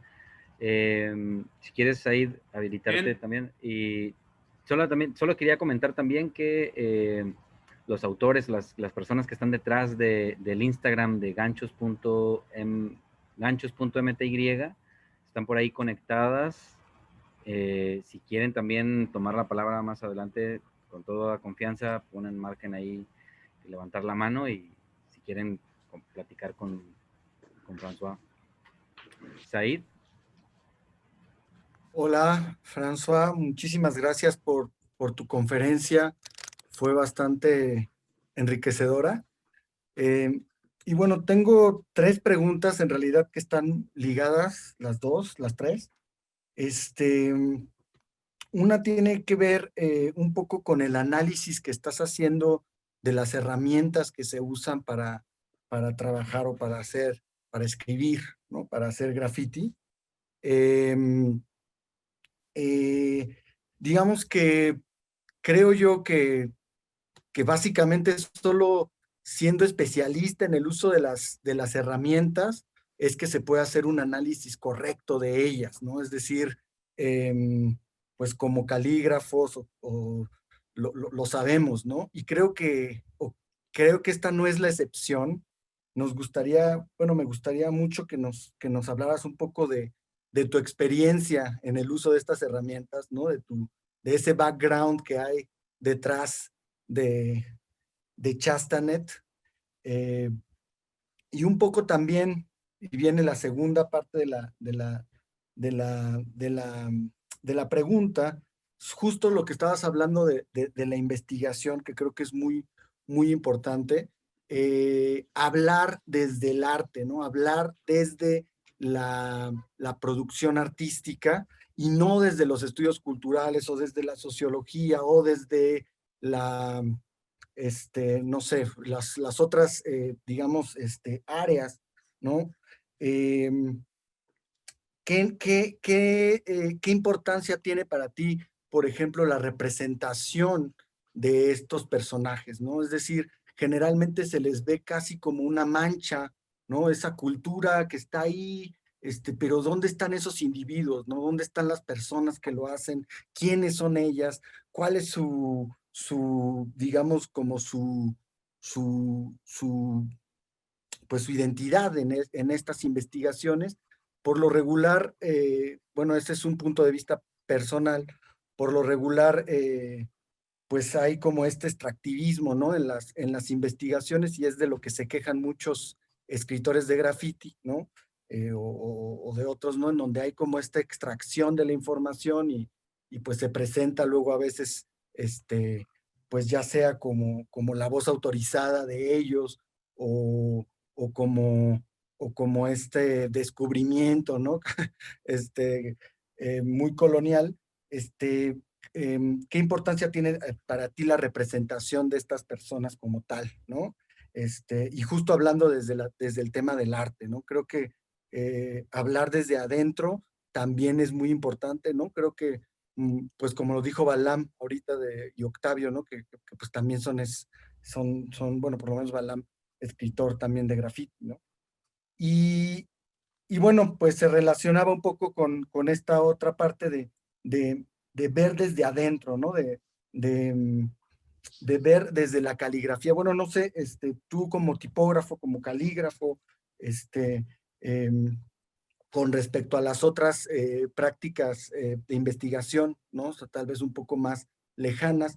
Yo creo que para nosotros como escritores sí es muy importante la parte del estilo, ¿no? Es decir, mientras tal vez otros se basan más como en las historias de vida o qué sé yo, en esta sociología, para nosotros hablar desde la morfología hasta el concepto, la idea, en este caso las técnicas, pues es un abanico muy, muy, muy grande que de hecho creo que esa es la discusión más fuerte que se tiene en el graffiti, ¿no? O sea, hablar desde adentro. Y creo que en este caso lo logras a través de este análisis, ¿no? Bueno, eso es un poco las preguntas que tenía para ti. Okay. Yes, like already told, I think the first time when I've been publishing, and I did all the research about São Paulo before publishing São Paulo signature book. Yes, like my main goal was to produce the book I would have liked to have when I was a kid. I mean, just a designer talking to another designer. Even if I have I can give to my work and to my text and my photos and presentation a kind of very academic way. basically it's this. That's why I was talking about Gerrit Nordzik and the importance of shapes, and shapes, that there is the life of shapes can be autonomous in a way. So for me, that they were like someone had to rebalance the stuff. So all the focus about graffiti was from the sociology field, talking about the poor guys against the rich guys and all that. And we all experience the graffiti world, and we know that the real passionate people, they are coming from all backgrounds. And it's one of a rare practice where the social differences are blurring. Yeah, my main goal was try to rebalance and to say, okay, so much stuff, and even very interesting stuff, have been told from a sociological point of view, that we have to produce our own history. And because when writers meet, they are talking about shapes. They are not talking about social inequalities or whatever. They are, and for example, when I was doing the research in China, it was very impressive. There were like all these people talking about calligraphy. Calligraphy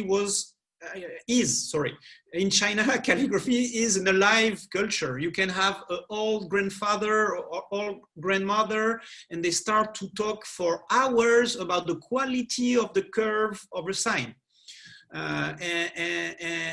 And that's the way when I meet with other graffiti writers or other passionate of history of typography, we are talking about the quality of curves. So when I was in China, even I was understanding very few things. I can understand that they were talking about drawing qualities, and there were no books talking about the inner graphic and drawing qualities of these shapes. That's my main mission in a way. And so basically I'm trying to have a very distant and descriptive approach, and to say, okay, I want to describe the art of signature in an urban context, period. About the tools and the experience, yes, like many other guys of my generation, I'm 45 now. I've been involved in the graffiti scene in the 90s. But I have like different knowledge. I have a deep inside knowledge of the graffiti world. I have a good calligraphic knowledge. I have a type design knowledge. I have an architectural and urban studies knowledge. So my main, with my own path in life, the idea was to take like the formal way about analyzing typologies, which is a very classic architectural way of thinking that is coming from architectural studies, and to apply this typomorphologic way of thinking to the history of letter forms, and comparing things, and to look at shapes, not paying too much attention to what people are saying, but just analyzing shapes, comparing shapes and all that. So for me, I'm an insider, but I am also an outsider with related knowledge. And I would say that from graphic design, product design, architecture, space, to have a spatial knowledge is the thing. To be able to recognize the quality of empty spaces, to be able to describe shapes. So, and for this, Gerrit Nordzik, the calligrapher from Netherlands, is really brilliant. It's a brilliant reading to do, because it says, okay, design is the art of shape making, and we have to be more people talking about shapes. So I have a classic calligraphy practice with both broad pen, pointed pen, and whatever. I can teach this and all that. But I would say like my originality in this field is to teach my students both this classic historical knowledge, but with the graffiti approach with a round nib, with the importance of the round mop, the round mop you get from shoe shine cleaners, and taking everyday objects and transform it into drawing objects. So you take these round markers that are used to clean shoes and you use it as a drawing tool. So basically shoe shine mops, they are giant ballpoints for the streets. So I'm trying to produce monolinear models for calligraphy, and the calligraphy community sometimes is a bit boring because it's stuck into history, and they are not taking into account the way people are really writing, and only a few people are able to master stuff. But when you go in calligraphic circles, calligraphers are pretty conservative, and they dream of a perfect world that everybody tomorrow will go back to the broad pen. It will never happen. It will never happen. And at the same time, they are the only people that are able to analyze the graffiti world, but they don't dare to look at it seriously. So there is a kind of stuff that the people that are able to talk about this, they don't want to talk about this. So maybe you also experience it in your own past. And to try to answer about the identity part of your question, I would say that how we do things tells who we are. I mean, for me, the question of how we do is more important. As designer, the question we answer as designer is how. Is not why or what. No, it's how. How you draw stuff, how you organize space, how is in specifying how you do things is the work of the designer. So I don't know if it's answered, but for me, how we do things tells who we are more precisely than long discourses. And I'm a specialist in long discourses. Just one more. It's about the Comic Sans, because in USA we have a lot of influence, I think, with the comics and these kind of things. Do you think that the Comic Sans is have some influence in the graffiti writing in New York? Really hard to tell, but what is true is that Comic Sans is answering the gap I was describing, like calligraphers and type designer. They are all living in a world where you have to work with the tools of the past, and most of the work is based on very on formal permanences, and the skeleton of the letter is really stable. And Comic Sans is just was very popular because people, they can associate themselves. I think this monolinear, no contrast, a line with equal thickness, the people were able to feel the proximity with their own writing. So Comic Sans is not a good font. I mean, there is much more interesting fonts, monolinear fonts. There are much more interesting cursive, but I think it was, it reveals that we need more monolinear fonts that are related with the actual and ongoing experience people really have with writing. So ballpoints and Sharpies, and nobody is going to go back massively to the broad pen. So for me, this is the main part in the type design community, that the space is not, there is not people really, there are people, but there are so few. But I would maybe mention, maybe you already know, all the work by Rosemary Sassoon, all the stuff that Rosemary Sassoon did for having the kids reading more easily, or I would say Hans-Edouard Meyer with his ABC Schrift project that is used in some parts of Switzerland. And these type designer, they are not refusing the culture of the ballpoint.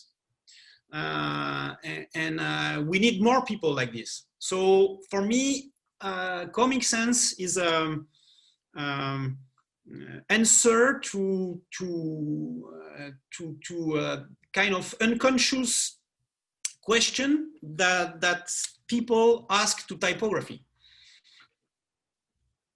Hay una persona más que está levantando la mano. Creo que con esta participación ¡Vamos a sería la chupar última. unas chelas! Sí. Es Mr. Cone. Si puedes hablar para... ¿Me escuchan? Y decir dónde nos acompañas. Sí, soy de la Ciudad de México. Buenas noches, buenas tardes, buenas noches Europa, buenos días México, América. Bueno, antes que nada, muchísimas gracias por esta charla, muy enriquecedora en muchos sentidos. Soy diseñador, soy ilustrador y bueno, también de repente hago de vez en cuando un poquito de pintar en las calles, ¿no? Pero algo que se me hace súper interesante con este proyecto, con esta publicación, que creo que son de las cosas que me gustaría tener, no solamente como parte de la biblioteca, sino también como esta parte histórica de la investigación. Pero sobre todo, la pregunta que quiero hacer a François es el tema de la apropiación, que puede de repente generarse a partir de este tipo de publicaciones, y que para mí se me hace que debería ser siempre así, ¿no? Como que tomar estos elementos y, hablando desde el punto de vista como diseñador, buscamos siempre estas nuevas referencias que nos pueden ayudar a detonar la creatividad, pero en muchas otras ocasiones, más allá de detonarlo, hay gente que lo toma y lo implementa y lo lleva a un siguiente nivel, que este siguiente nivel es posiblemente en publicidad, donde ya lo vemos de repente diseminado todas estas ideas de lo que sucede en street y que es comúnmente que sucede. Y en este aspecto es también una parte de lo que busca este tipo de investigación, dar también herramientas a la gente para que empiece a utilizar este tipo de tipografías, alfabetos en comunicación. Yo lo visualizo como diseñador gráfico y creo que tendría podría ser algo que visualmente sea impactante. Pero, ¿qué pasaría? ¿Sería también parte de la función de una publicación de este estilo? Personally, I have been always refusing to go beyond the position of an observer. Like, for example, when I published my first book, I had like many proposition to produce like kind of Pichasau font. And I've been always refusing it. It's like, my work is to reveal this shape, but I think it has to be that the local Brazilian typographic or graphic design scene will represent this letter, and it's already the case. There are many Pichasau font available here and there. So I always wanted to try to give like some glasses to people to say, okay, forget the illegality and please just realize that these shapes are clever in terms of composition, etc., etc. But I'm always stopping the point before translating this practice that I'm observing into a corporate font, into a fancy corporate font, for example, that say, okay, maybe Pichasau stuff, or I don't know, Monterrey Ganchos is the next big thing in logo for skateboard or whatever. You have to act with your own ethics, with your own conscientia. I don't know. I think the answer is very personal. It depends on the way.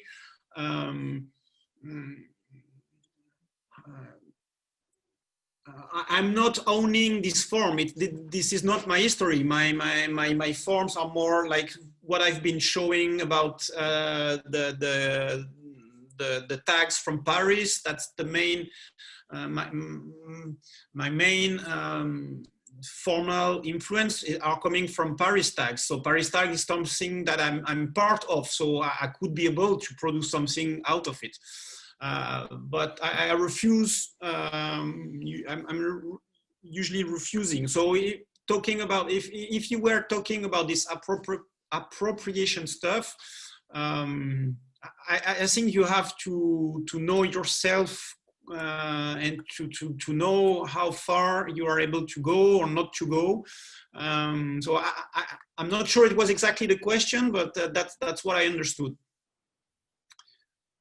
Bien, pues muchísimas gracias. Ya nos hemos extendido ya cerca de 2 horas hablando de este apasionante tema. La verdad es que podríamos seguir todavía muchísimo tiempo más, pero necesitamos, bueno, les consideran que hay una persona que acaba de levantar la mano. François, ¿quieres? ¿Tenemos tiempo de contestar una más? Yep. Go ahead. Ok, bueno, ya con esto ahora sí. Con esto ahora sí nos estamos despedimos. muertos de hambre, dice, pero sí. No importa. Dice él. Miguel Ángel Junco, ¿de dónde nos acompañas? Hola, soy del Estado de México. Soy sociólogo, historiador del arte y escritor de grafiti.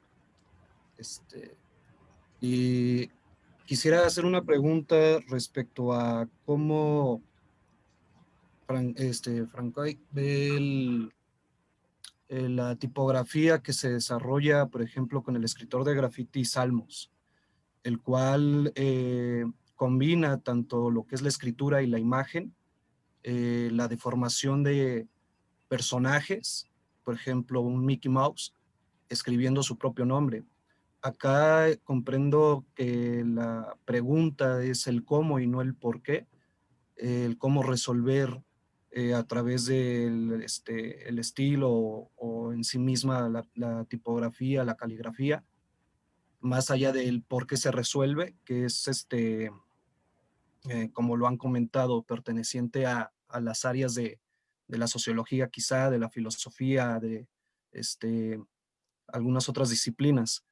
¿Cómo lo puede ver esta resolución en la combinación de imagen y escritura? It's a bit hard to answer because I don't know visually the project you are talking about.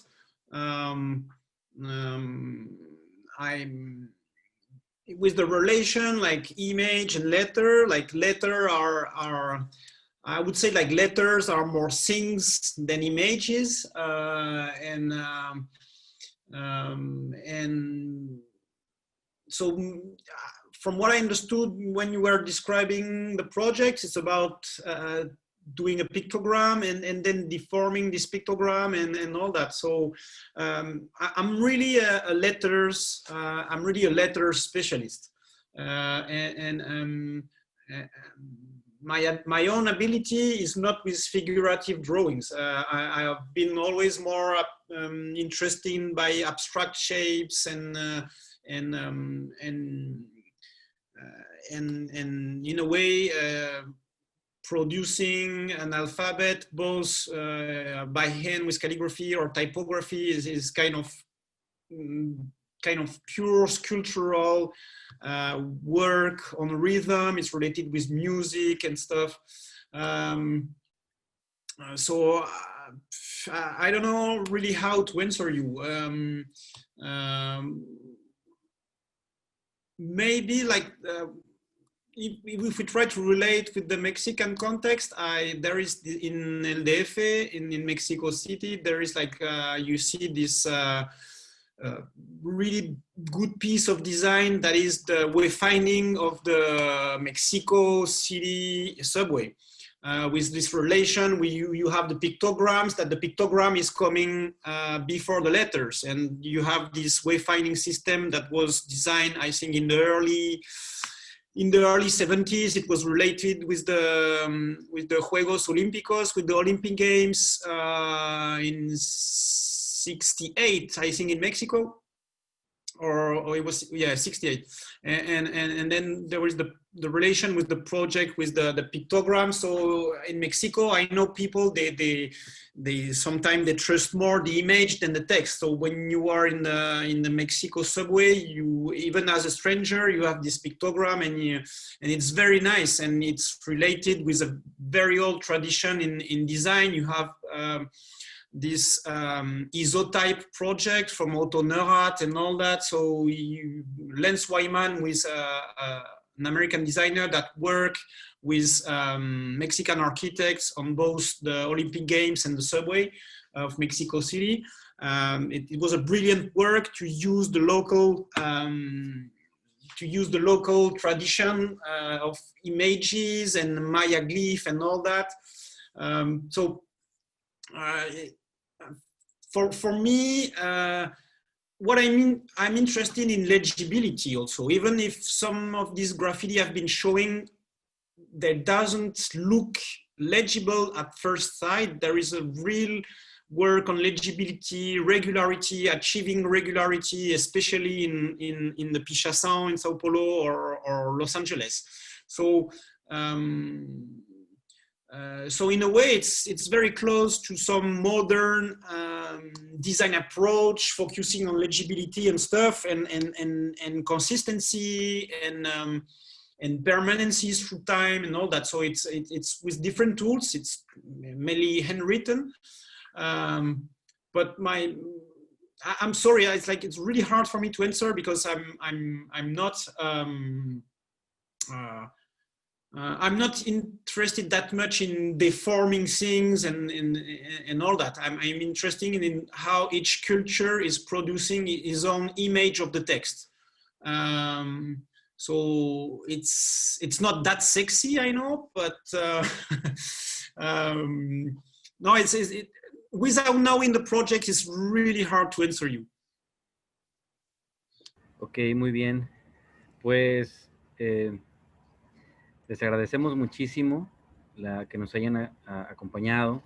Les voy a compartir ahí un código QR en el que pueden descargar toda la programación de actividades que tenemos en el festival. Muchísimas gracias, François, por habernos compartido toda tu información, todo tu conocimiento. Muchísimas gracias a todas las personas que se conectaron. Esperamos que hayan disfrutado tanto como nosotros esta charla. La verdad es de que el contenido nunca termina. Podríamos seguir hablando y hablando porque son temas que apasionan, son temas que pues encienden mucho también los ánimos, ¿no? Muchísimas gracias a todos y todas por conectarse. Muchísimas gracias, François. Continuamos, esperemos seguir teniendo contacto con François y con todas las más personas que se conectaron. Pues esperemos que sigamos coincidiendo en las demás actividades que tenemos en el festival. Hasta pronto. Muchas gracias. And we'll see you soon. Thank you, Beto. Thank you, everybody. See you. And, okay, muchas gracias y viva la raza. Vale. Adiós. Muchas gracias a todos. Nos vemos.